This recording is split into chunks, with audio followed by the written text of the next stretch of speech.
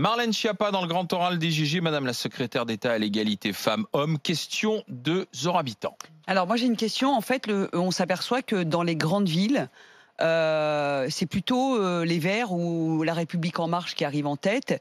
Mais n'empêche que dans le reste de la France, c'est-à-dire une grande partie dans les petites villes et dans les milieux ruraux, c'est plutôt le Rassemblement national qui est en tête. Et ça montre quand même qu'on est toujours dans deux France. Deux France qui ne se connaissent pas, qui s'affrontent, qui n'ont pas du tout la même vision de la société, qui n'ont pas le même quotidien.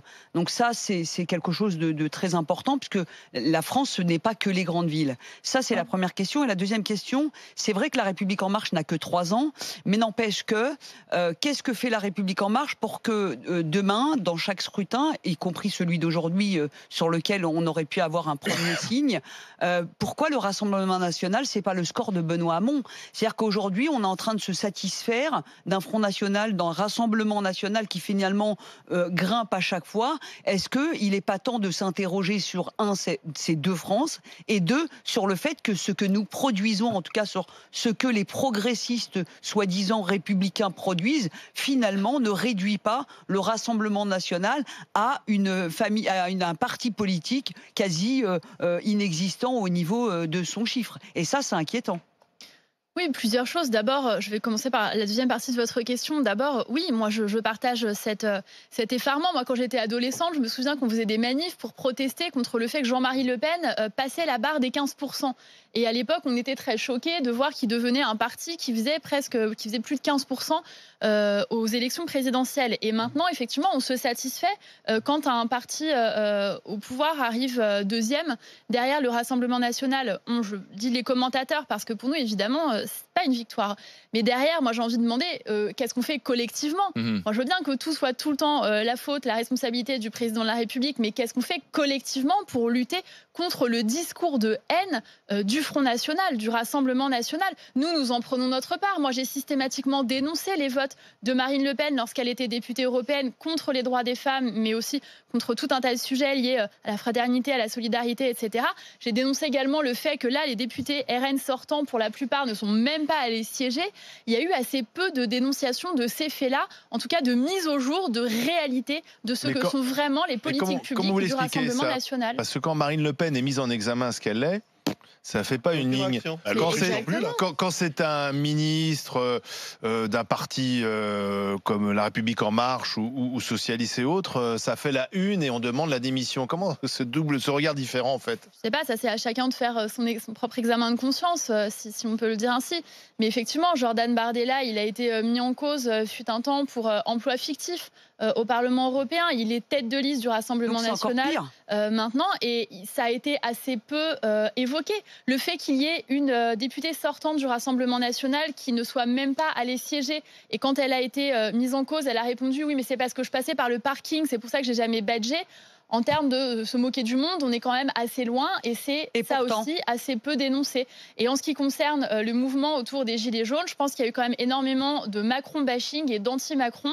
Et on voit justement que dans ce contexte-là, dans un contexte de violence, dans un contexte de haine entre les personnes, on voit, et on en parlait au début de l'émission, on voit qu'en fait, la liste qui est soutenue par le président de la République, elle fait un score plus qu'honorable en termes de participation. Sauf qu'Emmanuel Macron, il est le président de tous les Français. Il n'est pas uniquement le président de ceux qui votent pour lui ou de ceux qui habitent dans les grandes villes. Et c'est ce qu'on lui a reproché, notamment ce qui a expliqué en partie peut-être le mouvement des Gilets jaunes, cette façon de peut-être de ne voir qu'une partie de la France. En tout cas, beaucoup de gens se sentaient méprisés par le président de la République, à tort et raison, mais c'est comme ça qu'il le vivait, le trouvait arrogant, méprisant, etc. Alors j'écoutais Richard Ferrand qui hier disait, mais là on promet maintenant pour les 3 années qui viennent plus de proximité et d'humanité. Alors ça veut dire quoi, plus d'humanité ? D'abord, vous savez, pour revenir sur ce que vous disiez sur les clivages, moi, ça me choque beaucoup. J'ai écrit un livre là-dessus sur l'indivisibilité de la République, justement pour lutter contre ces clivages et ces oppositions. Moi, je trouve qu'on est dans un pays dans lequel on a une forte montée de différents communautarismes, de différentes haines, de différents regroupements, où chacun s'affilie à telle ou telle catégorie d'origine sociale, économique, etc. Et on oppose les gens les uns aux autres, parfois sans raison. Par exemple, quand on nous dit qu'on serait la start-up nation, etc., et que derrière, il y aurait les agriculteurs, par exemple, qui seraient en opposition. l'agritech, c'est une des filières French Tech les plus dynamiques et il y a de plus en plus d'agriculteurs qui ont recours à des innovations technologiques pour s'occuper justement de leur exploitation agricole. Donc je ne crois pas qu'il faille artificiellement renforcer un certain nombre de clivages à cet égard. C'est le ressenti quand même. C'est le ressenti, tout à fait. Quant à la partie l'humanité, moi effectivement je crois qu'il est important quand on est un responsable politique de parler aux gens simplement, d'être présent, d'être accessible et d'effectivement ne pas être uniquement théorique, uniquement dans des chiffres, des calculs, des budgets, etc. Mais d'être aussi vraiment sur l'humain. Moi, je fais de la politique pour les gens avant tout. Ça a manqué, ça. Ça a manqué parfois. Peut-être que ça pourrait mériter d'être mieux mis en lumière, mais de la même manière, moi, je rêve d'un genre de journal des bonnes nouvelles où on annoncerait, par exemple, je suis désolée, c'est tarte à la crème, mais quand même, ça n'a jamais marché. Qui sait que nous sommes dans un taux de chômage le plus bas historiquement depuis des années. Ça a été assez petit. Je l'ai dit encore hier soir sur un plateau et tout le monde était surpris en me disant ah bon, on est au taux de chômage le plus bas depuis 10 ans, incroyable. Si on se compare avec nos voisins, bon, on est quand même pas, c'est pas extraordinaire. On se console, etc. Mais on peut pas faire fi. On peut pas faire fi de. Oui, d'accord, mais est-ce qu'on peut juste acter là-dessus et se mettre tous d'accord sur le fait que c'est un fait? Il n'y a jamais eu un taux de chômage aussi bas. Mais oui, non, mais bien sûr qu'il y a des bonnes, mais même il y a d'autres bonnes nouvelles du point de vue économique. Moi, personnellement, sur la politique d'Emmanuel Macron, notamment sur les politiques d'éducation, il y a plein de choses qui me vont. C'est pas le problème. On peut pas aujourd'hui faire fi de ce ressenti, de ce communautariste de toutes parts, et que même si on le dénonce, moi personnellement, je ne peux pas être communautariste parce que je me sens appartenir à plein de choses. Donc, mais plein de communautés différentes. Bien sûr, d'abord de par mon histoire sociale. Il n'y a qu'une communauté en France, c'est la communauté nationale. Oui, mais sauf qu'elle n'existe plus parce qu'elle est fragmentée. Faisons-la exister, justement. On partage ce constat, mais ensuite, moi, je pense qu'il faut agir, et c'est pour ça que je fais de la politique, pour agir là-dessus et unir le pays autour de valeurs. Mais moi aussi, j'agis quotidiennement, c'est pas le problème. C'est que aujourd'hui, il faut quand même s'interroger de cette France complètement fragmentée à partir de discours. Les discours font tout. C'est-à-dire que ce que l'on pose comme préalable à son idéologie, à ce que l'on défend, rassure, et c'est très important. Et parfois, on dit que le politique, il n'est pas responsable de tout, mais il est quand même pas responsable de la parole publique. C'est elle qui incarne, c'est elle qui pose le décor. Et vouloir une communauté nationale rassemblée, il faut quand même aussi parfois poser le discours qui va avec. C'est le sens de tout le discours du président de la République et du gouvernement, justement, de lutter contre ces clivages, de rassembler autour des grandes valeurs de la République et de faire en sorte que la France soit forte dans le monde. C'est le sens de l'action du président. Et est-ce qu'il ne faut pas brutalement changer de braquet, dans le sens où vous dites que le chômage a baissé? On ne l'a pas entendu hier, j'ai regardé l'émission, je l'ai vu, tu dis toi-même que les déboires de Marine Le Pen et Bardella au Parlement n'ont rien changé. On a vu le scandale avec l'Autriche et avec cette femme russe. Ça n'a rien changé au scrutin en Autriche non plus. Et là, je vous entendais les uns et les autres parler d'extrême droite, parler de propagation d'un discours de haine. Et j'ai le sentiment que moi, par rapport aux électeurs, ce message-là est contre-productif. Soit on considère effectivement qu'on est dans un postulat de départ et que désormais le paysage politique est celui qu'on nous a montré hier, et on arrête cette chasse, cette guerre sémantique à l'égard du Rassemblement national. On le traite comme un parti égal et on le combat sur ces bases-là. Avec de l'action. Soit on va au mur. Est-ce que vous pouvez entendre cette façon de penser qui, à mon avis, méprise véritablement le résultat qu'on a eu hier, qui découpe le paysage politique français différemment et qui constitue un départ dans les combats qu'on aura amenés ensemble? Bien sûr, mais si vous me passez l'expression, le gouvernement a le dos large. Je crois qu'il faut aussi ramener chacun à ses responsabilités. Quand on a des grands responsables d'un ancien parti de gouvernement, les Républicains, qui changent de maillot et qui passent au Front National sans aucune vergogne et qui nous expliquent qu'en fait, finalement, les deux partis ne sont pas si éloignés, que ce sont des valeurs communes, etc. Je ne vois pas quel discours vous pouvez porter à cet égard. Écoutez, certains d'entre eux maintenant sont élus sur la liste Rassemblement National. Plusieurs d'entre eux viennent du parti Les Républicains anciennement et sont passés au Rassemblement National. Bon, les européennes sont passées, la vie continue, la vôtre notamment en tant que secrétaire d'État à égalité homme-femme ou femme-homme. Justement, j'ai une question à vous poser, parce qu'on en a parlé la semaine dernière dans les grandes gueules. Ces femmes, ce collectif de femmes à Grenoble qui veut à tout prix se baigner en burkini dans la piscine municipale de Grenoble. Qu'est-ce que vous en pensez ? Moi, j'y suis opposée. Je suis très attachée à la laïcité. Je crois que c'est une valeur fondamentale de la République. Et je suis attachée aussi à la liberté des femmes de pouvoir se vêtir comme elles le veulent et de ne pas pouvoir subir de pression. Et donc, eu égard à toute la conversation que nous venons d'avoir sur les clivages, les divisions, etc., je suis opposée par exemple à la non-mixité, je crois, c'est-à-dire à faire des horaires pour les femmes et des horaires pour les hommes. Je crois que la République française, c'est partager un même espace de vie, de transport, de travail, de loisirs, femmes et hommes. Pas de burkini ensemble. dans les piscines municipales. Je n'y suis pas favorable. Elle se dit discriminée. Elle s'appelle les Rosa Parks musulmanes.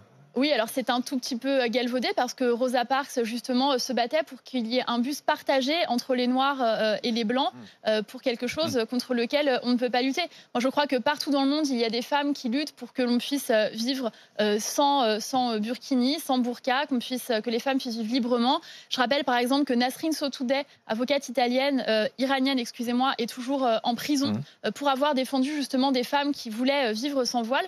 Donc je pense qu'il ne faut pas discriminer les femmes qui ont fait le choix libre de porter un voile, mais si je ne partage pas ce choix, c'est leur choix et il convient d'être respecté au titre de la liberté de conscience, donc il ne faut pas les discriminer. Néanmoins, où est la solution alors? Parce la qu'elle dit c'est un bien municipal où j'ai le droit d'aller quand même en fonction de mes convictions. Écoutez, il y a des règlements dans un certain nombre de piscines. Ouais. On se plie au règlement des piscines. Chacun aimerait peut-être aller vêtu de telle ou telle combinaison, tenue, etc. Dans une piscine municipale, je crois que ce n'est pas forcément le lieu pour faire état non plus de. On discrimine deux femmes. Le maire de Grenoble a été un peu faible là-dessus parce qu'il a finalement laissé faire. Je veux pas le jugement moral à porter sur les élus. Chaque élu prend les décisions qu'il a envie de porter. Le gouvernement n'a pas à les valider ou les invalider. Alors, simplement, je pense que c'est également... sincèrement, je vais le dire, mais je pense que ça, par exemple, c'est un faux débat. Je pense qu'on fait monter des choses qui sont des phénomènes absolument mineurs. Marginaux, absolument. Moi, je n'ai pas vu partout en France, je ne vois pas des plages envahies de femmes en burkini qui font des manifestations ou en burqa, etc. De la même façon, je crois que partout en France, les choses se passent plutôt bien avec des maillots de bain plus ou moins couvrants. Et je pense qu'à chaque fois qu'on élargit ou qu'on grossit un phénomène de ce type, on fait monter effectivement aussi le sujet est pas tellement sur le sujet à mon avis n'est pas tellement sur la question du burkini proprement dit que sur la question du mode de lutte qui est utilisé. Puisque je disais l'autre jour, je suis pas sûr que même les femmes là en burkini soient très passionnées par l'histoire du burkini que par le mode et par exemple la référence à Rosa Parks qui veut dire qu'on est rentré dans un mode de lutte pour la reconnaissance communautaire qui est un mode de lutte qui ressemble au mode de lutte des années 70 aux États-Unis. Et là, je pense que c'est complètement différent, c'est-à-dire qu'il faut le prendre comme un mouvement politique, comme un acte politique plus que comme un acte. Et moi, je pense que ça aussi, si on peut prendre un peu de hauteur et s'interroger sur ce qui produit également ces effets. Pourquoi est-ce qu'il y a des replis communautaires ou communautaristes et des sentiments d'avoir une identité et une appartenance à une communauté plus fortement qu'à la République française? C'est quand il y a un sentiment aussi de rejet de ça, de non-accès aux droits et effectivement, initialement, de discrimination. C'est pour ça qu'avec Julien de Normandie, on a créé notamment une brigade anti-discrimination pour permettre à chacune et chacun, quelle que soit son origine, sa couleur de peau, sa religion, son handicap, autre, de faire état de ces discriminations et qu'elles ne restent plus libres et non sanctionnées, puisque la discrimination est un délit. Et je pense que c'est important de le rapporter. Et je crois qu'on aura moins de phénomènes identitaires et communautaristes tels que celui-ci, dès lors que chacune et chacun se sentira mieux intégré dans la République française. Et c'est ce à quoi nous travaillons. Comment expliquez-vous, par rapport au combat que vous menez auprès des femmes, que les mères célibataires dans ce scrutin se soient en majorité exprimées pour le Rassemblement national? Oui, j'ai vu ça. Moi, d'abord, je voudrais dire que la question de la maternité, pour moi, c'est une question politique. J'ai mis des années à m'engager. J'ai passé des années à m'engager sur ce sujet. J'ai présidé pendant plus de 10 ans un réseau qui s'appelle Maman Travail et qui avait pour but notamment de faire du lobbying positif vis-à-vis des pouvoirs publics pour que la maternité soit prise en compte et qu'il y ait des politiques publiques liées au mode d'accueil, aux crèches, à la conciliation vie professionnelle, vie familiale, à l'égalité professionnelle entre les femmes et les hommes, au congé maternité, paternité, etc. Très longtemps, ce sujet, il n'a pas été traité politiquement. Il a été traité rapidement, à la marge un petit peu. On nous disait parfois que c'était des sujets de bonnes femmes, etc. Là, on a pris ce sujet à bras-le-corps. D'ailleurs, on a fait un congé maternité pour toutes. Ça fait des années que les agricultrices, par exemple, n'avaient pas de vrai congé maternité, ni les indépendantes. Nous avons pris ce sujet à bras-le-corps pour créer un vrai congé maternité pour elles. Et en ce qui concerne les mères isolées, eh bien justement, le président a annoncé un certain nombre de mesures, notamment sur les pensions alimentaires, qui vont être mises en œuvre. Mais cela doit être plus rapide. Je crois qu'on doit aller encore plus vite pour qu'elles voient vraiment dans leur vie quotidienne les effets de cela et qu'elles soient plus dans des situations où elles doivent travailler à perte pour faire garder leurs enfants. Merci Madame Schiappa d'être passée par le grand oral des GG, Madame la secrétaire d'État à l'égalité femmes-hommes. Merci.